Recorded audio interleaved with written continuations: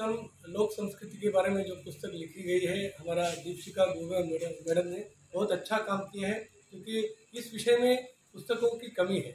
तो हमारे विश्वविद्यालय के जो छात्र हैं वहाँ अपने पाठ्यक्रम में असम की लोक संस्कृति के बारे में भी पढ़ते हैं, तो पुस्तक के अभाव बहुत था। तो इस अभाव को पूर्ति किया है हमारे दीपशिखा गोगा, इसलिए हमने पुनः एक बार विश्वविद्यालय की तरफ से उनको अभिनंदन करते हैं। धन्यवाद। এই গ্ৰন্থখনি আসলতে আমাৰ বহুদিনীয়া এটা পৰিকল্পনাৰ ফলস্বৰূপ আৰু মৌচুমী নেওগ আৰু মই যুটীয়াভাৱে এই গ্ৰন্থখনি কাম কৰিছিলোঁ আৰু তেখেতেও যথেষ্ট অধ্যয়নলব্ধ কেইটামান প্ৰবন্ধ ইয়াত সন্নিৱিষ্ট কৰিছে আৰু মোৰ ক্ষেত্ৰত যিখিনি কাম আছিলে সেইখিনিও মই নিয়াৰিকৈ কৰিবলৈ যত্ন কৰিছোঁ। আশা কৰোঁ প্ৰসংগ লোকসংস্কৃতি এই গ্ৰন্থখনিয়ে আমাৰ ছাত্ৰ ছাত্ৰী আৰু লোকসংস্কৃতি গৱেষকসকলক নিশ্চিতভাৱে উপকৃত কৰিব। নজনা কথাৰ সম্ভেদ দিবলৈ যত্ন কৰিছোঁ। নিশ্চয় তেওঁলোকৰ অনুসন্ধিৎসু মনে তাৰ উত্তৰ বিচাৰি পাব, এই কামনা কৰিছোঁ আৰু লগতে পাঞ্চজন্য প্ৰকাশনলৈ অশেষ ধন্যবাদ জ্ঞাপন কৰিছোঁ। প্ৰায় 2 বছৰে হ'ল ডক্টৰ দীপশিখা গগনক জনাইছোঁ আৰু বিশেষভাৱে ধন্যবাদ জনাইছোঁ এগৰাকী ভাল শিক্ষয়িত্ৰী। তেখেতক আমি যেতিয়াই যি বিশ্ববিদ্যালয়ৰ তৰফৰ পৰা ওপৰেঞ্চি কাম দিওঁ, খুব নিয়াৰিকৈ তেখেতে সেই কামখিনি সম্পাদন কৰাৰ উপৰিও ইমান সুন্দৰকৈ তেখেতৰ অধ্যাৱসায় চলাই যায়, ভাবিলেই ভাল লাগে। ব্যস্ততা সকলোৰে থাকে, কিন্তু ব্যস্ততাৰ মাজত ভাল কাম হৈ যোৱাটো বহুত ডাঙৰ কথা। গতিকে ইমান ব্যস্ততাৰ মাজতো দীপশিখা গগৈয়ে এতিয়াও কোনো কামকেই নকৰোঁ বুলিও নকয় আৰু গোপনে নিজৰ পঢ়া শুনাখিনি খুব সুন্দৰভাৱে চলাই যায়। আৰু তাৰে ফলশ্ৰুতি আমি খুব সোনকালে এই তৃতীয়খন কিতাপ আমি হাতত পৰিছে।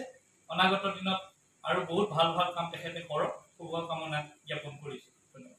আজি আমাৰ সহকৰ্মী ডক্টৰ দীপশিখা গগৈ আৰু মৌচুমী নেওগ যুটীয়াভাৱে এখন গ্ৰন্থ আজি আমি উন্মোচন কৰিলোঁ, আমি পাইছোঁ। খুব ভাল খবৰ আমাৰ কাৰণে, বিশ্ববিদ্যালয়ৰ কাৰণে আৰু ব্যক্তিগতভাৱেও তেওঁৰ কাৰণে আমি আটাইকে অভিনন্দন জনাইছোঁ আৰু আশা কৰোঁ যাতে ছাত্ৰ ছাত্ৰী তথা সুবিধাৰ মাজে এই কিতাপখন আগলৈ যায়। ডক্টৰ দীপশিখা গগৈ বাইদেউক মই হাৰ্দিক অভিনন্দন জনাইছোঁ।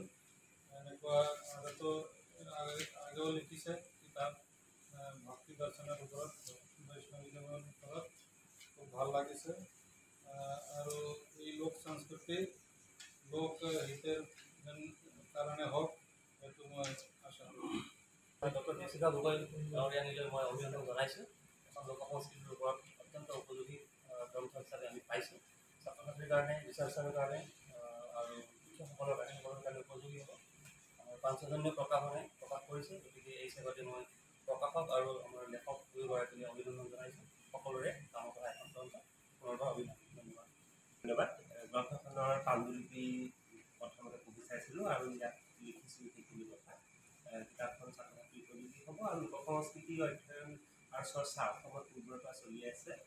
ডক্টৰ বিঞ্চিংহ বৰুৱা, প্ৰফুল্ল গোস্বামী, ডক্টৰ লীলা গগৈকে প্ৰমুখ্য কৰি অন্যান্য ৰবিচন্দ্ৰ শৰ্মালৈকে বহুজন ব্যক্তিয়ে লোক সংস্কৃতি সম্পৰ্কে আলোচনা কৰিছে, তত্ত্বগত কথা আলোচনা কৰিছে। এই গ্ৰন্থখন তত্ত্বগত বিষয়ৰ কথা নাই, ব্যক্তিগত জীৱনত আৰু আমাৰ সামূহিক জীৱনত ছাত্ৰ ছাত্ৰীয়ে সহজে বুজি পোৱাকৈ কিতাপৰ প্ৰবন্ধ ইয়াত সংযোগ কৰা হৈছে। মই ভাবোঁ এই কিতাপখন ছাত্ৰ ছাত্ৰীসকলৰ সহায় হ'ব। Stay informed, stay ahead. News NE 365.